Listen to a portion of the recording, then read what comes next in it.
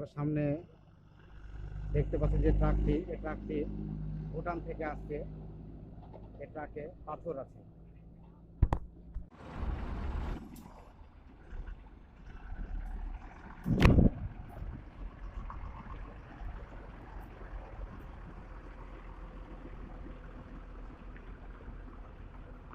এটা হচ্ছে বাংলাবান্ধা স্থলবন্দর।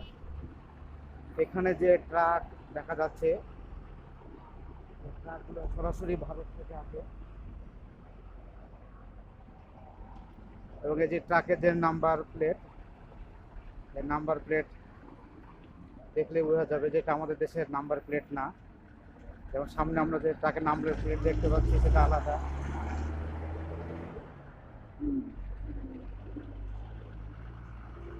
আমাদের দেশের নাম্বার প্লেট সাধারণত আমাদের দেশের কোনো একটা জেলার নাম দিয়ে হয়, কিন্তু এখানে নাম্বার প্লেট সম্পূর্ণ আলাদা।